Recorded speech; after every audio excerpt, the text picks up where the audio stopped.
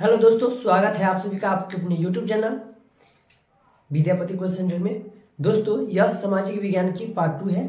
इस वीडियो में आप जानेंगे भूकंप के बारे में, सुनामी के बारे में और जीवाश्म ईंधन के बारे में और फसल के बारे में। इन सभी चीज़ों का चर्चा होगा। दोस्तों, अगर इसका पार्ट 1 नहीं देखे तो जाकर देख। चलिए बढ़ते हैं इस टॉपिक पर। तो सबसे पहले यह भूकंप। देखिए, भूकंप कब आता है?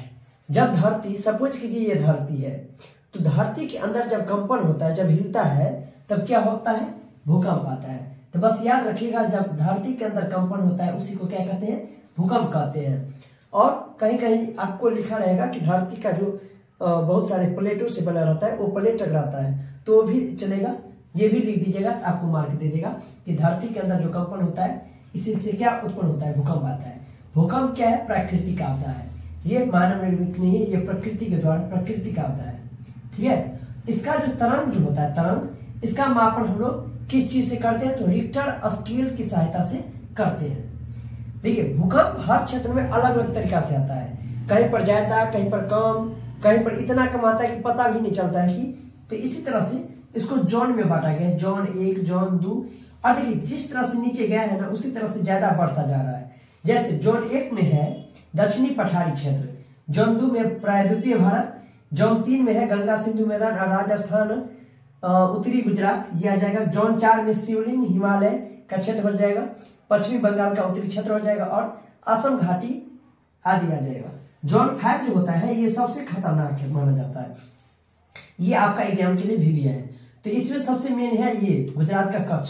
कितना बार पूछा गया कि गुजरात का कच्छ कौन सा जोन में आता है? जोन 5 में आता है। इसमें जम्मू कश्मीर, हिमाचल प्रदेश और उत्तराखंड जैसे आ जाएगा। इसमें एक क्वेश्चन बहुत भी चलता है अभी कि मतलब भूकंप से बचने के लिए आपको किस तरह का घर बनाना चाहिए? तो आयताकार भवन बनाना चाहिए। तरंग जो है, कौन कौन सा तरंग आता है? तो पी तरंग हो गया, एस तरंग हो गया, एल तरंग हो गया। देखिए, पृथ्वी के सतह पर सबसे पहले पहुंचता है कौन तरंग? पी तरंग। और एस तरंग की बात करें तो यह अनुप्रस्थ तरंग है। एल तरंग के बारे में एनसीईआरटी में नहीं दिया है, इसीलिए आपको नहीं बताया। बस ये दोनों याद रखिएगा। लेकिन अगर खतरनाक पूछे, देखिए सबसे पहले कौन तरंग आता है? पी तरंग। लेकिन विनाशकारी कौन ज्यादा होता है? एस तरंग। ये याद रखिएगा। हम ज्यादा डिटेल में नहीं जाएंगे क्योंकि आपका एग्जाम निकालना है, ना कि ज्ञान बांटना। ठीक है। अब यहाँ पर एक चीज देख लीजिएगा। देखिए, ये सपोज कीजिए कि ये पृथ्वी है। ठीक है। यहाँ पर कोई व्यक्ति खड़ा है, ये पेड़ है, कुछ है। ठीक है। तो जब भूकंप आता है तो कहीं ना कहीं से तो चालू होगा। तो धरती के अंदर जहां से भूकंप चालू होता है, तो क्या हुआ? भूकंप चालू हुआ ना, तो भूकंप केंद्र कहेंगे उसको। क्या कहेंगे? भूकंप केंद्र कहेंगे। और भूकंप केंद्र यहाँ पर हो गया, भूकंप आया तो यहाँ के इस सिकाने से धरती पर पहुंचेगा कि नहीं पहुंचेगा? तो यहाँ पर धीरे धीरे बढ़ेगा, यहाँ पर धीरे धीरे। तो जहां पर पृथ्वी पर पहुंचा उसे कहेंगे अधिकेंद्र। समझ में आ गया ना? तो जहां पर भूकंप उत्पन्न हुआ धरती के अंदर, उसको कहेंगे भूकंप केंद्र। और धरती के ऊपर में जहां अपने लोग जहां पर रहते हैं, वहां पर अगर जिस बिंदु पर पहले पहुंचा उसे अधिकेंद्र कहेंगे। तो आई होप इस वीडियो में आप भूकंप के बारे में समझ गए होंगे। चलिए सुनामी के बारे में। दोस्तों, अब हम सुनामी की बात करते हैं। ठीक है। आज मेरा थोड़ा तबियत खराब है, इसीलिए थोड़ा कंप्रोमाइज कीजिएगा। देखिए, सुनामी जो होता है वो समुद्र में कंपन होता है। जिस तरह से धरती में कंपन होता है जब भूकंप आता है, उसी तरह से समुद्र में जब कंपन आएगा तो उसको क्या कहेंगे? सुनामी कहेंगे। सुनामी भी एक क्या है? प्राकृतिक आपदा है। और इसमें खतरा किसको रहता है सबसे ज्यादा? आपको पता है, सपोज कीजिए ये समुद्र अगर मान ले, तो इसमें जितना भी नाव पकड़ने वाला नाविक जो रहेगा उसको ज्यादा से ज्यादा दिक्कत होगा, जो मछुआरा होता है। और समुद्र के किनारे बसे हुए लोग, सपोज कीजिए यहाँ पर समुद्र है, यहाँ पर कोई रह रहा है, यहाँ पर घर उड़ है, तो यहाँ पर जो सुनामी आएगा, पूरा का पूरा पानी मारेगा, तो यहाँ पर दिक्कत हो जाएगा कि नहीं हो जाएगा? तो समुद्र के किनारे बसे हुए लोग को बहुत नुकसान होता है। इसका रोकने का उपाय क्या होता है? तटबंध निर्माण या मैंग्रोव झील। और उसको देखिए, किसी भी प्राकृतिक आपदा को आप पूरा का पूरा खत्म नहीं कर सकते हैं, लेकिन कुछ प्रशिक्षण के हिसाब से आप थोड़ा उसको कम कर सकते हैं। ठीक है। तो वही हो गया रोकने का उपाय। तो बस 2 ठो याद रखिए, तटबंध निर्माण, मैंग्रोव झील और तैरने का प्रशिक्षण। देखिए, ये तैरने का भी हो सकता है और अलग तरीका से भी प्रशिक्षण हो सकता है, ट्रेनिंग। ताकि हम सुनामी के समय किस तरह से एक दूसरे का सहयोग हम कर सकेंगे। ये थोड़ा VPI है, इसको याद रखिएगा। 26 दिसंबर 2004 एग्जाम में आपको अगर कहीं दे कि 26 दिसंबर 2004 को बंगाल की खाड़ी में, ठीक है, बंगाल की खाड़ी कहाँ है आपको पता होगा, भारत के इस साइड में क्या है, बंगाल की खाड़ी है कि नहीं। तो यहाँ पर क्या था, भयंकर भूकंप, सॉरी भयंकर सुनामी आया हुआ था। दोस्तों अब हम बात करते हैं जीवाश्म ईंधन के बारे में। देखिए जीवाश्म ईंधन जो होता है और नवीकरणीय संसाधन होता है। और नवीकरणीय संसाधन किसको कहते हैं, जिसको हम नया नहीं बना सकते हैं। जैसे कोयला, पेट्रोलियम, प्राकृतिक गैस। कोयला, पेट्रोलियम, प्राकृतिक गैस आपको पता है कि उसको हम फिर से नया नहीं बना सकते हैं।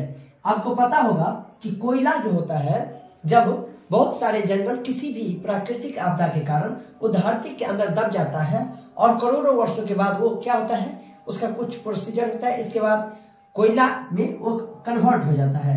उसी प्रकार से अगर हम पेट्रोलियम का बात करें तो आपको बता दें कि जितना भी जीव जंतु जो मरता है और वो जब धरती के अंदर चला जाता है तो वो पेट्रोलियम का रोल ले लेता है। उसी प्रकार से प्राकृतिक गैस भी आपका जीवाश्म ईंधन के अंदर में आ जाता है, जैसे CNG हो गया, LPG हो गया।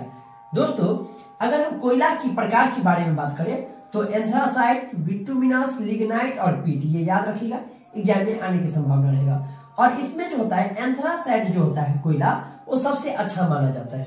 ठीक है, क्यों अच्छा माना जाता है, तो आपको पता है कि अगर आप साइंस में पढ़े होंगे कि मतलब ऐसा ईंधन जो जलने पर अधिक उष्मा दे और क्या कहते हैं धुआं कम दे, उसको अच्छा ईंधन माना जाता है। तो ये मतलब इसमें जो होता है कार्बन की मात्रा अधिक होती है, मतलब 90% से ज्यादा इसमें कार्बन की मात्रा होती है, इसीलिए ये अच्छा, सबसे अच्छा कोयला माना जाता है। और सबसे घटिया कोयला जो होता है वो उसको पीट कहते हैं। ठीक है, देखिए याद रखने का तरीका है, अब पीटते किसको है, जो सबसे घटिया काम करता है, तो पीटते हैं किसको, जो सबसे घटिया रहता है। तो इस तरह से याद रखिएगा, पीट मतलब किसका, पीट जो घटिया है। तो घटिया कोयला का नाम क्या है, पीट। ये सबसे खराब है। क्यों खराब कहेंगे, क्योंकि इसमें 20 से 30% के बीच में ही कार्बन की मात्रा होती है। ये धुआं ज्यादा देगा और उष्मा कम देगा, तो इसीलिए ये हो गया घटिया। इस तरह से समझ गए, चले आगे। दोस्तों अब हम बात करते हैं फसल के बारे में। फसल कितने प्रकार के होते हैं। फसल जनरली भारत में 3 प्रकार के फसल देखने को मिलता है, जैसे खरीफ फसल हो गया, रबी फसल हो गया और जायद फसल हो गया। खरीफ फसल का अगर बात करें तो खरीफ फसल में धान और कपास आता है। ठीक है, खरीफ फसल में क्या आता है, धान और कपास। इसका बोने का समय है अक्टूबर और नवंबर और इसके काटने का समय है अप्रैल से मई। इसको हम वर्षा ऋतु में उपजने वाला फसल भी बोल सकते हैं। अगर हम रबी फसल की बात करें तो इसमें गेहूं और दलहन फसल आ जाएगा। गेहूं कौन सा है, रबी फसल है। इसको बोने का समय जो होता है जून जुलाई का होता है और काटने का जो होता है वो नवंबर दिसंबर में होता है। एक और होता है जिसका नाम है जायद फसल। जायद फसल में मुख्य रूप से तरबूज और खीरा आता है। ये ग्रीष्म ऋतु में उपजाया जाता है और इसका जो बोने का समय है मई जून होता है। ठीक है, तो खरीफ फसल में धान आएगा जो कि वर्षा ऋतु, रबी फसल में गेहूं जो कि शीत ऋतु और जायद फसल ग्रीष्म में आ जाएगा। अगर इसको आप याद रखने का कोशिश कीजिए तो अभी का जो समय है वो रबी फसल अभी है, जैसे गेहूं हो गया। धान जो है ऐसे रगड़िएगा तो ये खरखर करता रहेगा ना, तो उसे याद रखिए खरीफ फसल, धान खरखर करता है। ठीक है, आगे देखिए नकदी फसल। नकदी फसल किसको कहेंगे, तो ऐसा फसल जिसको किसान मुख्य रूप से पेट भरने के लिए नहीं बल्कि व्यापार के उद्देश्य से करते हैं, जिसको हम उपजाकर डायरेक्ट की कर सके, बेच सके, उसी को नकदी फसल कहते हैं। यहाँ पर नगद, ठीक है, डायरेक्ट पैसा आ जाए। इसका एग्जाम्पल हो जाएगा कपास हो गया, जूट हो गया, गन्ना हो गया, चाय हो गया, कॉफी हो गया। इस तरह से बहुत सारे हो सकता है, इतना बस याद रखिए। तो दोस्तों आज की इस वीडियो में इतना ही तक। उम्मीद करते हैं कि आप लोग को यह वीडियो काफी हेल्पफुल हुआ होगा और अंत तक बने रहे तो बहुत बहुत धन्यवाद, थैंक यू वेरी मच। इस तरह से आप लोग पढ़ाई करते रहिए मन लगाकर और हमसे जितना हो पाएगा उतना वीडियो बनाने का कोशिश करेंगे। ठीक है, धन्यवाद।